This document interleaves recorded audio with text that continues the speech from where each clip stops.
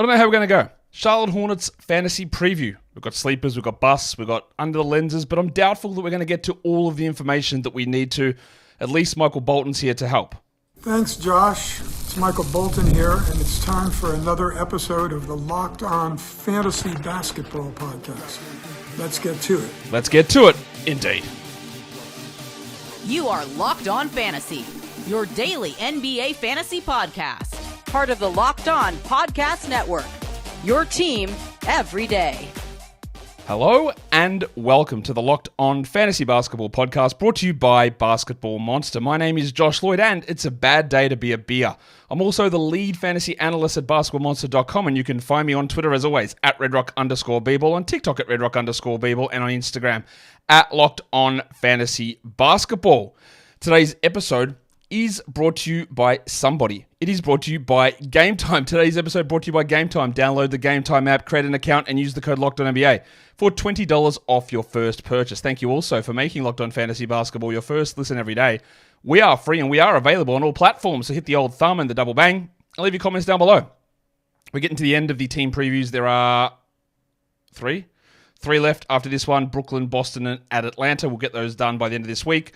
We've got some guests coming on this week as well to just argue about certain things in fantasy, player evaluation, strategy ideas, anything. We've got lots of sort of arguing topics to talk about with guests. We've got mock drafts coming, busts, sleepers, must drafts, do not drafts. All that stuff is coming up, plus way more mock drafts over these final 3 weeks. Quickly, before we go too much further into this, remember that the FBI World Cup, if you want to apply to get into that, there is an entry form linked in the description below. There is an entry form in that's on YouTube and on audio. It is a large field tournament, 12-team leagues in divisions. There are 3 different redrafts all through the season. This is the FBI World Cup. This is not the Locked On Fantasy Basketball Bowl. There are 3 different redrafts during the season. You can see the different pricing for the entry. It's $20 to enter. For this one, all the prizes are up on the screen there. It's a standard 9-category league with 14-man rosters. Really standardized sort of format with the 3 different phases, so the 2 different redrafts during the season. If you want to join that, the entry form for that is down below. The Locked On Fantasy Basketball Bowl drafts have started. Some people just... there's not many of them. There's a few that just decided not to check in. I think 1 or 2 got auto-picked for their first pick, which, I don't know. I don't know how many emails you've got to send out or how many times you've got to mention or how many times it's mentioned in the rules as to what time the draft starts, but that's where we're at. I know there was some confusion in some of the leagues about draft order. I apologize for that. I don't know why that didn't correct itself on Fantrax. I actually had no ability to go and correct that number or correct that positioning. I don't know why it didn't. For majority it did, but for some it didn't, so I do apologize for that. But yeah, when you go in, it tells you who is on the clock, so then we can figure that out from there. But it is frustrating. I get that part of it. We will still have the Locked On Fantasy Basketball Bowl draft onlys as well, so just be on the lookout. In the next couple of days, we'll get that, and we'll finish off all the last divisions in the regular bowl as well. There are still some spots available, so just check your emails to make sure you're getting those spots in. We're here, though, to talk about the Charlotte Hornets, a team flushed with annoyance, flushed with frustration, and that's been the case for so much of their mediocre existence. Hopefully, with a new coach in Charles Lee and a new GM in Jeff Peterson, that we're able to get some things changing with a new training staff in old mate Josh Longstaff, again, my alter ego in high school. Thanks for him getting an extra job. Maybe things turn around, but also maybe they don't. I'm not sure. This is my projected starting 5 for the Charlotte Hornets. I would say there is one pressure point in this starting 5. LaMelo Ball is going to start. Brandon Miller is going to start. Miles Bridges is going to start. The big fella, I expect, Mark Williams will start. We'll talk about him in a second. He is dealing with an injury at the moment, shockingly. I think the other spot will be Josh Green, but there are a couple of other ways that can go. Maybe it's Trey Mann. A lot of talk about Trey Mann killing it in training camp, which, of course, makes sure you are taking all of the salt you can. You know those rock salt lava lamps? That's the grain of salt you take nearly any of those. Man, this guy's cooking. He's unbelievable. How about Jaren Jackson the other day talking so much? Man, Zach Edey, he's doing so many things. You're never going to believe what he's doing. Look at what he's doing, while failing to mention his own hamstring injury. Now, maybe the timing on that was a little bit wrong, and maybe he did strain his hamstring after he gave that speech. But I don't know. I just wanted to throw that out there and give me a segue to tell you that Jaren Jackson sprained his hamstring, and I don't think that should impact you in drafts. because 3 weeks is a standard hamstring recovery timetable. We are 3 weeks away from the NBA season starting, unless we hear that it's a longer hamstring problem. We know the NBA rushes guys back, but literally there's no need to rush him back at the moment. So I don't think that impacts Jaren Jackson. I don't think that you necessarily need to look at Brandon Miller on the brain, Brandon Clark in terms of drafts, because look, it might be one game. Now, you could obviously use Clark as a last pick, stream him for a game if Jaren is out, but I think it shouldn't impact your thoughts on Jaren too much. I think it will for a lot of people, and maybe you get him at a slight discount. Back to the Hornets. I think Mark Williams is going to start. One good thing I'll say about him injuring his foot is the fact that he was working out and playing, meaning his back is okay. But now it's a foot strain that we got to have caution, obviously, with the Hornets and their reporting. But with a new GM and a new training staff, I hope it's not going to be the same nonsense as in previous seasons. And I hope they're not going to be lying to us continually about that doubtful tag that Mark Williams got so many times last season. I also think that Josh Green will possibly start. It could be him. It could be Trey Mann there. And the other one could be is Grant Williams. And they put Brandon Miller at the 2, who I don't really think Brandon's a 2, but he could play the 2 and Miles at the 3 and Grant at the 4, which is interesting because LaMelo Ball, Brandon Miller, and Miles Bridges are all taller than Grant Williams. But, maybe he's the 4 in that situation. That just goes to show that size doesn't mean everything. Repeat that again to everybody who needs to hear it. Size is not that important when considering positions. Let's take a look at the undervalued players on this Hornets team, and the 2 guys that I do look at and target as undervalued options. There's a very clear reason why they are where they are, and that is LaMelo Ball and Mark Williams. Ball is I think, relatively clear first-round player on a per-game basis. I can't ignore that he has missed time with ankle sprains the last 2 seasons and played about 55 games combined. I also won't ignore that he did play 75 games the year before that, so it's not like he can't stay healthy. He has done it in the past. I'm not saying that he's going to get hurt. I'm not saying that he's going to stay healthy. But to suggest that he's never withstood the rigors of an NBA season is false. To say that the shoes that he wore when he was 14 created a problem where he can never stay healthy is false, because he did. He did stay healthy. For one season, albeit, but he did, and that is at least a data point there. Ball is only 23. He's 6'7". He had a giant role and giant usage last season. And one of the other things that we'll get to a little bit later is that Charles Lee, I think, is going to push the pace. And one of the things that I hated about Steve Clifford joining this team is that they ran at a really high pace under James Borrego when Ball played that 75-game season. And then Clifford came in and it dropped. And then last season it dropped even further back to Steve Clifford type stuff. I think Lee might push them to top 2, top 3 in pace, up with Indiana Pacers, which honestly helps Ball's game and it helps everyone's stats. Ball averaged 24 with 3 threes and 5 rebounds and 8 assists last season, which are all incredibly good numbers. He also got to 1.8 steals. Do not bank on 1.8 steals. Just don't bank on that. We know that can vary a lot. He's not a good defender. That can change a lot. He shot 43 and 87. 87 from the line is amazing. And he started off last season slow. He was on a minutes limit after the ankle surgery, and he did not have ankle surgery this offseason as far as I'm aware. So he could come in, maybe he won't come in and play 32 minutes straight away, but I think he's going to be playing more minutes than he played last season. The reason I think LaMelo is undervalued is that his ADP is 26. That's round 3. His ESPN ADP is 33. And in a category league, these are way too low. In one of the Locked On Fantasy Basketball Bowl leagues, I don't remember which one. I think it was you know what? Maybe I'll go and check. Because I've made my first 2 picks in 2 of those leagues. So I'm just going to check which one it is. I picked LaMelo in one of them.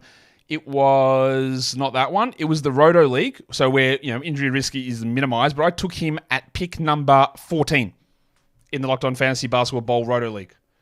In points leagues, I think LaMelo is still undervalued. ADP of 26 on Yahoo, ESPN ADP is 33, and his rank is 26. Understanding that there is risk and that could hurt you. Now, I want to throw this part out to you as well. I will do this sometimes, but I want to be better at doing it. I want you to, as discerning fantasy basketball players, as discerning people who take on information about fantasy sports or the NBA in general, and I have been pretty transparent pretty transparent about this and about talking about the way we should approach taking in biases from people. I've said that often. One thing I'll be really cautious about when listening to anybody, including me, especially me, because you are listening to me now. When someone brings up a statement regarding a player for fantasy and says, I had this player on my team last season and, I love him, I'm not drafting him anymore, I would be really cautious about or taking, again, some skepticism about what comes next, because that is what's called ownership bias. The fact that you've got that guy on your team and you're hyper-focusing on that player, so every little bit and part and piece might be amplified. So that guy burnt me last season, I am never drafting him again. And you might just take that information and say, well, don't draft LaMelo Ball. Right? That is possible. We all have those biases. So just be really cautious if someone starts a sentence when talking about fantasy players. Just understand how to put the context behind it. If they say, I had him last season and he killed it. I had him last season and he burnt me. I'll never do it again. Or the converse of that, or the inverse of that maybe, is that if someone says, I'm not sure, I didn't have him on my team last season, so I'm not really sure. Again, I try to make sure that my focus is on the league, not on my team specifically. And I do that at times and will hyper focus in on something that a guy that I've had, but that's the bias. Like, I had him and he burnt me. And you're going to go, well, yeah, he had him and he burned him. Why would I draft him? Like, there's part of that's human nature. I just want to be really cautious of that, because you will hear people say that I drafted LaMelo 2 years in a row and he killed me, so I'm not doing it again. Does that mean that he'll do it again? No. Does it mean that he won't do it again? Absolutely not as well. Like, it could go either way. And I do my very, very best to remove that sort of stuff from what I say and the way that I draft and the way that I process things, but it doesn't always get there. I'm not always going to be able to get to that spot of being perfect and providing the unbiased information. But I want you to be aware that I am aware that bias can exist. The other guy that sits on the undervalued players list for me, I hope that doesn't sound too wanky what I said. The other guy is another injury player, and that is old mate Mark Williams. I did not. Mark has an 8, and this is all ESPN related, an ADP of 117 on ESPN with a rank of 107 for category leagues. Actually, his Fantrax ADP at 76 is a little, I think that might be some value in that as well. And on points leagues at ADP of 117. Now, of course, he might miss the start of the season, Mark Williams, which is very clearly not ideal. And he missed so much time last season, but he was like rolling as a top 65 player last season in only 27 minutes a night. He is only 23. He averaged 13 and 10 with 1.1 blocks on 65 and 72. And I'll be honest with you, I can look at those numbers and tell you that they're really good. And they are pretty good from a category league perspective. There's plenty of room for that to get better. What if he just blocks 1.6 shots?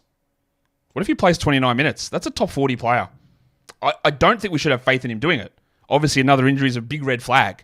But if we're talking about getting a guy in the 80s, 70s, I'm actually pretty okay with it.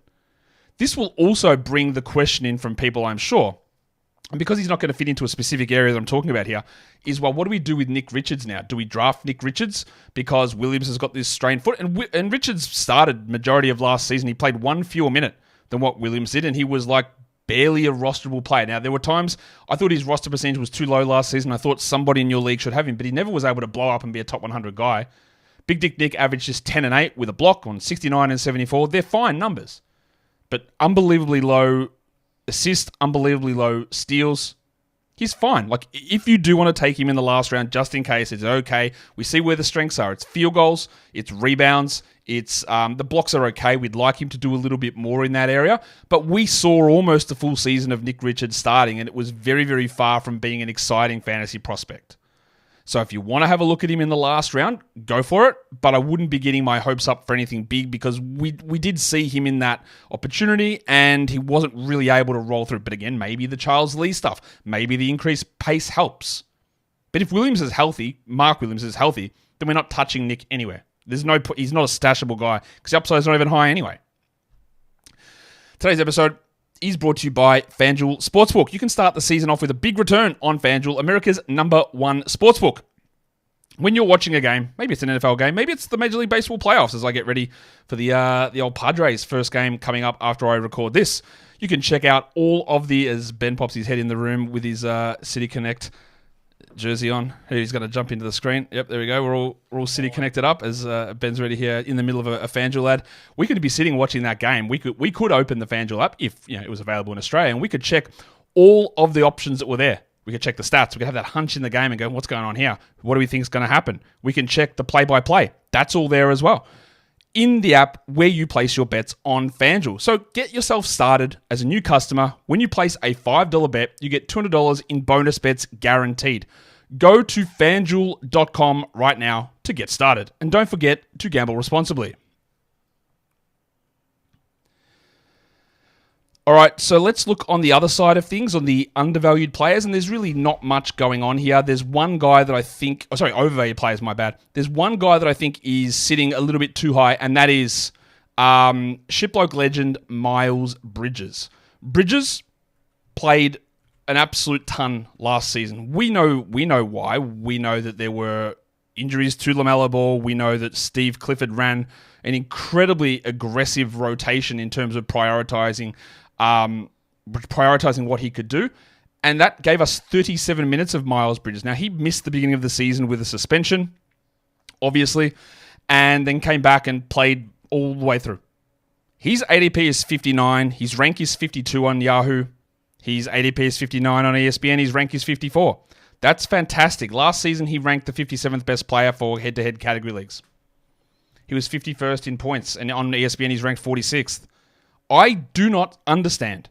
I do not see how Miles Bridges is going to be better. Now, you can make an easy argument. The argument that I know that if you believe in Miles Bridges, I know what you will say.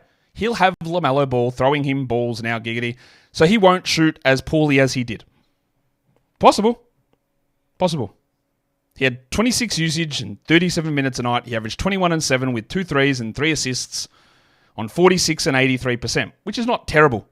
Could he go back to being that 50% guy he was 3 years ago? I doubt it. But LaMelo Ball throwing passes to Miles Bridges, which is a good combination from an on-court perspective. Do you think that means that Bridges maintains 26 usage?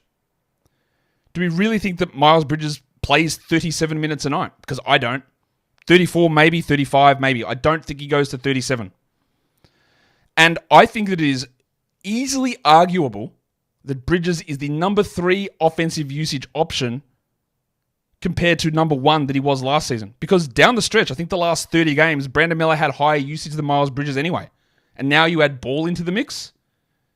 None of that stuff adds up to suggest that Bridges is going to repeat the ranking or the value that he had last season. None of it adds up to me. So I have no problem looking at Bridges in the 70s, 80s, that sort of an area. But 50s? Top 50 on that ESPN points rank? No way. I don't see how it happens. And even if, like, LaMelo was to get hurt and play only 20 games, I don't think that Bridges would maintain usage over Miller. And I don't think Charles Lee will play him 37 minutes a night. He could, but that's not how I think it's going to happen. And that is why I think that at the moment, where those numbers sit, he is overvalued. Are there any breakout candidates on this team? And I sort of tossed and turned. And then I also thought about this show, but I thought about who could be a breakout guy and who I'd put onto this. And I'll start with Trey Mann, who came across from OKC, and I don't think Trey Mann's a particularly good player. But he was someone all through last season that I flagged as a player that just to keep an eye on because they want to trade him and he wants to be traded and see where he goes. And then when he went to Charlotte, I was pretty interested to see what he could do, and he started most of the time. But I'll be honest with you, I thought he was a little bit underwhelming as a starter. He didn't have the high usage that I thought. I thought he played better than I anticipated, but he was not that high usage guy. He had under 20 usage for Trey Mann, which is honestly staggering. Also, shout out to Trey Mann with an unbelievable glamour shot there and the hair. That actually does boost him up the rankings, just how sexy he looks in that. But what a hairstyle. What is going on? He averaged 9 points, 4 assists and 3.6 rebounds, 1.2 steals, shot 46 and 76. And he looked good. He looked solid enough. But even with players out, he took a backward step, I thought, in terms of what his usage was. And if he does start in that Josh Green spot, well, he's going to be the 4th offensive option. And his steal rate is really good, but like, is he Herb Jones? Is that what you're drafting? So I guess there's a chance for him to establish himself as a 6th man on this squad, maybe even as a starter. But even last season, when he had that role with players out, I wouldn't have said he blew us away. The other one I had as a breakout player is Brandon Miller, and we are going to put him under the lens a little bit later on, so we'll get in and dig into him a little bit more there. But that's the one I really sort of debated. Like, is he a breakout player? Like, we already know who he is, and he was pretty good last season, but I think the argument can be made about Miller that maybe he wasn't as good as you think he was last season, and maybe he can get better, but also maybe he might not. But I think we'll cover him more when we put him under the lens when we're talking about the Hornets team. What are the risks on this rotation? I think most of it is pretty obvious. I think most of it is, but let's cover some of the stuff. Well, I'm not even going to include an injury to LaMelo Ball because maybe it happens, maybe it doesn't. The Mark Williams injury again, problem maybe. How much they use Grant Williams is going to be interesting because Grant obviously came over as the PJ Washington trade. I don't know whether Grant starts. What I do know that I believe that Grant Williams, even if he doesn't start, he will be the Al Horford sixth man, meaning whoever is out, if anyone is out, he will start because they can all sort of move up and down. Miller can move and play the 2, the 3, the 4. Bridges can play the 3 and the 4. Mann can play at the 2. Josh Green can play the 2 and the 1, and Josh Green can play the 2 and the 3. There's a lot of interchangeability between these players. So Grant will probably just get 28 minutes a night every night. Well, maybe not. Maybe 26. But what if they push more into that? That takes away from maybe Bridges, maybe Miller. Probably not Miller, but maybe those Joshy Greens and Trey Manns. What does the new coach, Charles Lee, do? And he has been on record saying this, I think they are going to go hard, especially early. The Pacers were running at 104, 105 pace last season. Don't be shocked to see the Hornets at 103, 104. Compared to where they were last season, which was like, I think, 97. I'll double check that, but they can go, that's possibly, I would say, one of the biggest changes. The Cavs also might do that too under Atkinson, changing from old mate Bickerstaff. But yeah, this team in the last month of the season was a pace under 96, the Hornets. I think they run at 102, 103 this season, maybe even 104. How much faith does Charlie Lee have in Trey Mann? Because 30 minutes of Trey Mann at least puts him somewhat on our radar if he's playing over Josh Green. But what if they don't believe in him? He could be the fourth guard behind Green, behind Ball, and behind Vasa Misic. Possible too. And there's also Big Dick Nick Smith. Maybe it's Little Dick Nick Smith. Sorry to Nick. Maybe he's not little. The other one is how the usage hierarchy goes, because we do not know. We did not see Brandon Miller feeling comfortable in the NBA playing with LaMelo Ball. We saw him as a rookie who was tentative and coming off the bench. But we also saw Miller become the number one option down the stretch ahead of Miles Bridges. So it's going to be Ball number one, but Miller does retain number two, I guess. And Bridges goes back to 20 usage player, maybe. But also maybe not. We just don't know. They are the questions that we don't know the answer to at this point, where we do need to get those answers, and hopefully we get some information on that throughout the preseason. Today's episode is brought to you by the Game Time app. Tickets, events, let's go, because we are in peak season. NFL, college football, baseball playoffs, NHL season, concerts, comedy, theater, whatever it is, there's something going on. And with Game Time Picks, the new feature, thanks to Game Time, they will sort through all of the nonsense. They will cut the fluff, and they will get in there and find you the best options. They've already got the views from your seat. They've already got the zone deals, the flash deals, where the pricing for events goes down the closer it is to things starting. So when you're looking for the event that you want to go to Game Time. You save time, you save money, and you get to go see things that are fun. Take the guesswork out of buying tickets with Game Time. Download the Game Time app, create an account, and use the code LOCKEDONNBA for $20 off your first purchase. Again, terms apply. Create that account and redeem the code LOCKEDONNBA for $20 off. Download Game Time today. What time is it? Game time. Don't forget to be checking out Locked On NBA as well, our national show covering the NBA, plus all of our teams. If you want hyper-specific information about training camp things or specific teams, we've got someone covering every single team. So go and check that out, and they can dig into all that hyper-specificity. It is time for us to put old mate Brandon Miller under the lens. Unfortunately, as I was preparing this today, there seemed to be a problem with Basketball Index, so I couldn't get the headshot plot up that I wanted to get up. So apologies for that, and I tried over the course of a couple of hours, and I just couldn't get it to appear. So apologies that I'm not going to have that up there. But let's just talk about what Miller did as a rookie, the number 2 pick, which I was critical of. I think that he was pretty good last season. I think there's a lot of stuff about Miller from last season that is overrated, or I think he was fine. I think he was pretty good. I think that it was a team that was not serious without their best player, who, some of the issues with Miller were maybe overlooked. I'm not saying that he's not going to be. My thing for him was always Chris Middleton, which is a top 40-ish fantasy player, a multi-time all-star, but sort of fringy on that area. That was who I thought, versus him being Paul George. And I haven't really changed my opinion on that. I know a lot of people seem to think that he is a clear... There are people who are like, nah, get rid of LaMelo, hand the franchise over to Brandon Miller. I don't agree with that very clearly. The numbers, again, as a rookie, it's fine. But he did not blow us away. His shooting was pretty good. His true shooting was terrible. Free throw rate, terrible. Three-point attempt rate needed to be higher. His load number and creation, still middle of the pack, despite having no LaMelo Ball. And LaMelo probably opened some stuff up for him a little bit as well, obviously, by being a better passer, but that impacts the amount of shots that he takes too. He's a bad passer. He defended pretty well without being excellent on that end in certain areas, but like Crafted DPM hates what he did, thinks he was quite bad. And most of the metric stats were very much down on Miller. That play type graph, for some reason, it didn't bold up, so I apologize for that. But that massive red spike, the old red rocket there, up to the top right corner, is pick and roll ball handling. 30% of his plays was a pick and roll ball handler. And I want you to be really cautious about that because look how bad his passer rating number is. But also, you know who runs a lot of pick and rolls that didn't play in 70 games? LaMelo Ball. So what happens when LaMelo Ball comes back?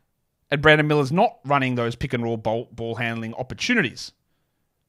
His second most common thing was running off screens. Okay. Nothing on... Didn't do anything spot up wise. Didn't do anything on handoffs. Didn't do anything ISO really at all. So he will have to do more of that. And we need to see if he's successful at it. All I'm saying majorly here is I think that he was pretty good. I thought he was basically in line with what I thought he would be early in the season because he struggled. And then later in the season, he was good without blowing me away, but team context was important. I can show you the impact metric there for Darko. Like, Darko still has him pretty poor. Like, -2 Darko is not a good number. He started out the season and gotten worse, and I think that was accurate too. I thought there were some real problems with what he does, but he's a guy that's sort of flashy with some big dunks, and people do like what he does, and he took a lot of shots, and that helps the impression that people have. I think he's going to improve significantly on this coming season, but I'm also not ready to say, yep, clear-cut best decision that they made, and he's going to be awesome. The graph on the left is his three-point percentage thanks to dunks and threes.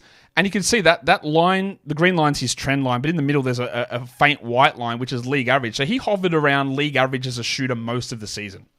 And some of that was because, obviously, there weren't many other players there, and his load and volume increased as the season went on. But he was fine. I think that's the thing I want to get across with Miller. I think that he was fine. The team was not very good, but he did not make them better. He was a negative impact player for most of the season. And now I really want to see how he works as a clear-cut number 2. Or, more importantly, do they view him as a clear-cut number 2? And how? Because in the early part of the season, he struggled in that role of being a 3 or a 4. And he's not a passer. He's not a big defensive stat generator. He didn't get to the line a huge amount. He didn't take volume threes. It was all a lot of mid stuff. I think I will say it. I am not telling you he's bad. But I just think we need to be cautious about looking at some bulk scoring numbers towards the end of the season. We look at the fantasy similarity of Brandon. The names that come up there are Mikal Bridges, Jalen Green, Jeremy Grant, and Shaedon Sharpe. Now, Mikal Bridges obviously struggled last season, and now he's on the Knicks. But Green, Grant, Sharpe, all incredibly mid fantasy players. The thick blue line is Brandon Miller, so I think I've got him going ahead of most of these guys in terms of overall volume, and Bridges is the guy that sits probably closest, and that's probably more accurate in that 50-ish, 60-ish sort of range for Brandon. At the moment, like, he's getting drafted in the 60s. That varies depending on site, but I think him in the 60s, maybe that's pushing ceiling. 70s or 80s is probably more reasonable, but you're never going to be able to get him in those positions. So yeah, he's an interesting one where I like what he did. I don't like to feel like I'm hating on him, but I do think that some of the hype on him may be a little bit too far in terms of what he was able to do as a rookie, understanding that there was poor context around a lot of what happened. He ended up with 25 usage last season. He averaged 17 and 4 with 2 assists, 2.5 assists, 0.9 steals, shot 44 and 83 with 2.5 threes. The threes are great. The percentage was mid. I think that improves. I think field goal percentage improves. I think usage at 25 probably stays. Steals can go up and down. Like, I think when we look at those numbers, 32 minutes probably rises. 25 usage maybe doesn't. So I think realistically, for a big improvement from last season from Miller, you are realistically hoping that he just becomes more efficient.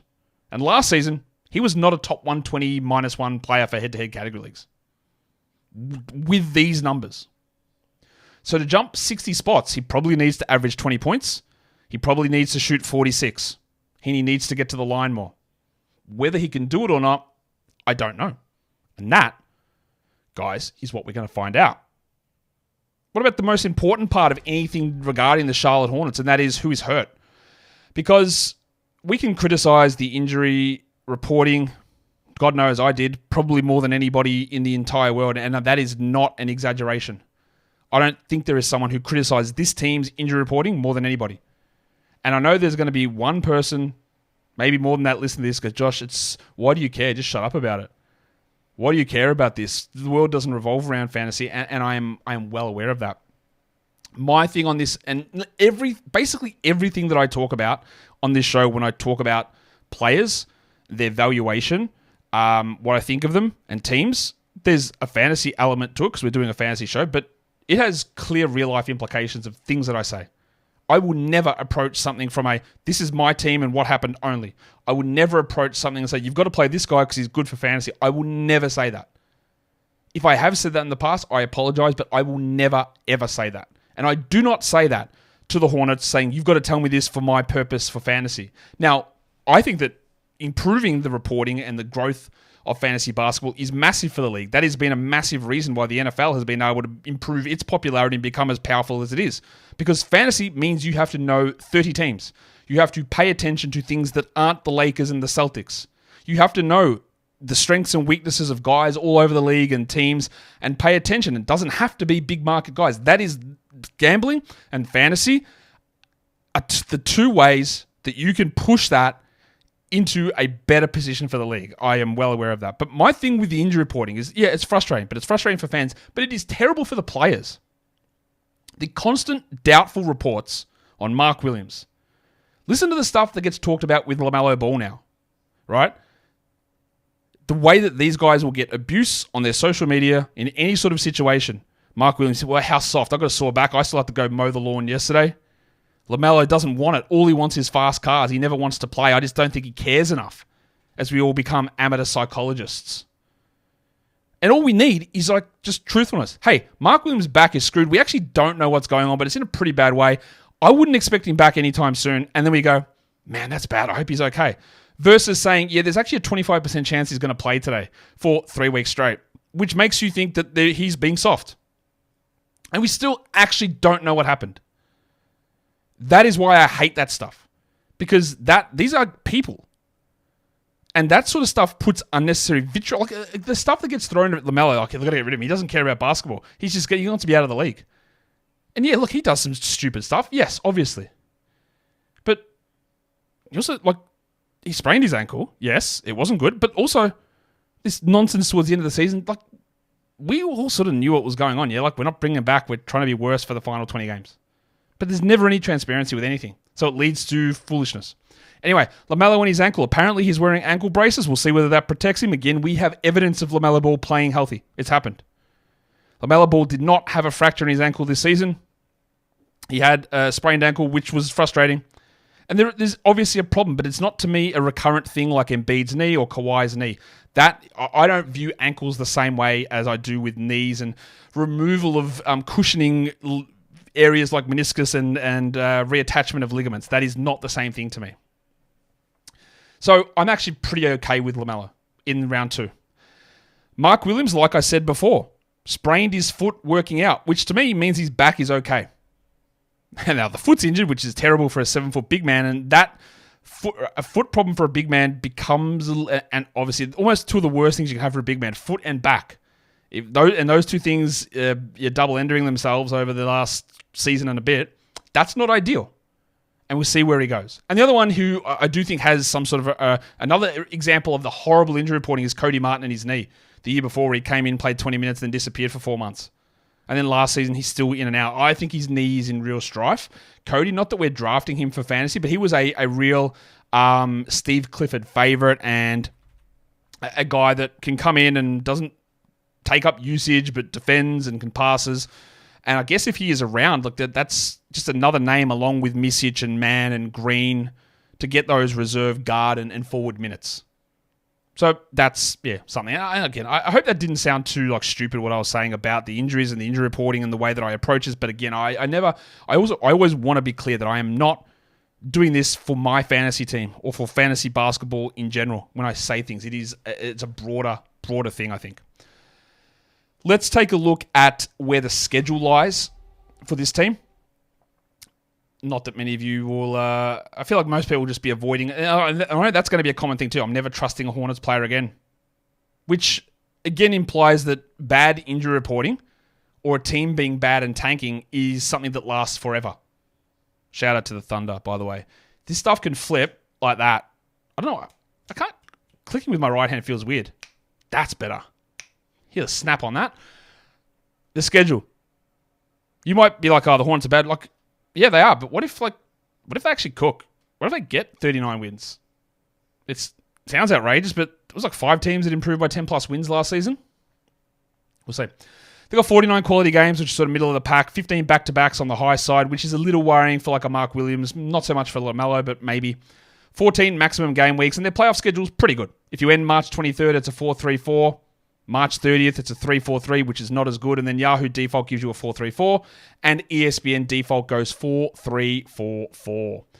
Let's take a look at the youth invasion of the Charlotte Hornets. Who are the young guys? Who are the under 23s that we take a look at? And there are a lot of them. And we will start with Brandon Miller. Now, as I said, I am not the Brandon Miller whisperer. I am not the Brandon Miller glazer. But my Bazemore ranking still has him as top 25. Now, you can be top 25 in rebuilding for Dynasty without ever having a single top 25 fantasy season. Because it's about longevity. And if you are a top 40 player for the next 10 years, then you are a top 25 Dynasty asset, I believe. That is how I approach it. I could say that Cade Cunningham will never have a top 10 fantasy season, but I think he's probably a top 10 Dynasty asset. Because it's about, look where you are. And if you give me the 20, a range between best case 17, worst case 35 for the next 9 years, I'm in. And that's where I'm at with Miller. I will continue with my Chris Middleton on him, which is a very good player and a very reliable fantasy guy until the last couple of seasons. I've got Mark Williams as a top 75 guy. I worry about scalability of anything else that he does. Maybe he's able to get more blocks, and maybe he does put up top 40 numbers if we get something happening to 1.6, 1.7 blocks. But at this point, there's some risk associated. He hasn't played a lot, and that does ding him down a bit too. Their number 6 overall pick, which I think shocked most people, was Tijan Salan, a guy that is incredibly young. Salan, I've got him as a top 175 player, mainly because he's one of the youngest players in the NBA. He's only just turned 19. He played 23 minutes last season in France with 21 usage, and he averaged 10 and 4. He hit 1.4 threes per game, which in 23 minutes as a player like him is really impressive. 1.1 steals and 0.2 blocks. Now that block number is incredibly low for a guy the size of him. I don't think we're going to see very much of Salan at all, at least until February, and then we assess where they are because, again, there's Bridges and there's Grant Williams, and he will not play. He will not play ahead of those guys. I don't believe that Salan is a small forward. I think he's a power forward and will play some center. At Summer League, he is incredibly wide in the shoulders and he's incredibly skinny down below. But he's tall and he's got a frame that he can absolutely fill out. If you want to talk about someone who's got the Giannis frame to build out, this is him. Skills, probably not. But he's got the frame. Doesn't have this longer arms as Giannis. And I would hope that he can become a shot blocker who can play offense and rebound. But we look at a guy like this who's a lower usage player, and he wasn't that low, but you think, he's an excellent defender, and I think that was one of his weaknesses is a lot of his defensive stuff, actually. And we'll see where that goes. But I think we're going to get very little of Salan this season, and he's sitting there as a top 175 guy in my Bazemore metric. A top-level high school recruit who went end of the first round last season was Nicholas Smith, and he was horribly inefficient. I liked what I saw from him this summer league. yes, there's still going to be efficiency problems, but like last season he played 14 minutes, he had 21 usage, getting 21 minutes, 21 usage as a rookie, and playing a decent chunk of games is important. He had 6 points with 1.2 threes. He's like 39% shooting is terrible, but he actually shot the three ball really well. I think he can sort of work as a combo guard. It's annoying that Trey Mann is there from the perspective that it blocks what Nick Smith can do. But I think that when we talk about Nicky, that his dynasty value is still, like, I haven't given up. I've got him as top 200. I do think there were some flashes in Summer League that maybe go, oh, you're a second-year player and you are actually looking better. And that's great. KJ Simpson, I've got on this list as well, who played college with Tristan Da Silva and with Cody Williams, and he was the main guy on that team, which is interesting. He's an older player and he is a smaller player, but he's got some like incredible similarities to players like Emmanuel Quickley, players like Fred VanVleet. These smaller guards who put up interesting steal numbers, good assist numbers. He averaged 20 points, 6 rebounds, 5 assists, 1.6 steals, shooting 48 and 88. I don't believe he played at Summer League. He had 27 usage in 35 minutes in college, and he is an older rookie. He's a second-round pick. I believe, I'm just going to double-check this. I think he's on a two-way this season, or just for some reason. Yeah, he's on a two-way. And he's behind Misic, he's behind Mann, he's behind Ball. But there's something there. I've got him as a top 250 dynasty guy, but that assist and steal and three-point combination is usually an interesting indicator. The two-way part knocks him down. But we pay a little bit of attention there, I guess. And the last guy who's under 23 we look at is Moussa Diabate, who comes in as a two-way guy. I actually don't really believe in him at all. He is a top 350 player in my mind, and maybe in your mind too. The risk-reward guy who showed some of the biggest variance. It's like, when I say variance, it's variance combined with draft position. Because, you can have a big variance guy who's a 150th ranked player, and who cares? If you're a decent variance and you pick 10, then that becomes more of a problem. So it is sort of scaled to that degree. And the guy that pops up is someone we've talked about a lot. He's Brandon Miller with a 64-spot variance. Again, I've got him around 70-ish for this season. So 64 spots doesn't say that he can go from 70 to 14. It's like a 64 range, like from 40 to 100. And I think that's reasonable. Like, again, he wasn't top 100 last season. And fantasy points variance about 6.2 for Brandon Miller. And lastly, who is old on this team? Who is over the hill? Who is entering the decline phase era of their career? And 3 guys, and only one that's really important, and that's Vasa Misic, Seth Curry, and Taj Gibson. Misic came across last season in that trade with Trey Mann. He'd really sort of struggled for a lot of the time in OKC as an older rookie coming over from Europe, but once he got to Charlotte, I thought he looked pretty good. Misic played 20 minutes a night. He averaged 7 with 4.5 assists. He shot 43 and 81, and it did take a while for him to adjust to the three-point line. At the moment, we just assume that he is going to be the backup point guard, and he would be an immediate add in the situation if LaMelo Ball went down. And if you are in a stashable format, weekly leagues, roto leagues, games cap leagues, deep bench leagues, having Misic there, who's a much better, I think, at the moment, per-minute producer than Trey Mann, is worth looking at. Just in case that Melo misses. Because this is a guy that can get you 7 assists in 30 minutes. Easily. And I think the three-point shooting we've seen, doesn't mean that it's going to happen, but we've seen three-point shooting for older players coming out of Europe. They struggle. NBA line, NBA defenses, and year 2, they figure it out. Unless you're Facu Campazzo, then you don't figure it out. But Fontecchio did it. I think Vezenkov would have figured it out. There's someone else that's in my head. Davis Bertans became an elite shooter. I'm not saying that Misic is going to be an elite shooter, and he is older, obviously, at age 31. But I think we're going to get a better season from Misic, which for deeper leagues, we have to pay attention to that. Obviously, Seth Curry, we're not really caring that much about. And then Taj Gibson, for all of those who you say, wait for Tibbs to call Taj Gibson plays for the Hornets. So imagine that the trade, which also, by the way, that trade with Karl Anthony Towns and Julius Randle has not been finalized. And the Hornets are going to be a part of it. They're allegedly getting Daquan Jeffries. I don't know what they're doing. Imagine if part of it is them sending Taj Gibson back. Man, imagine that. Maybe that happens. Maybe that's what actually goes on with this squad.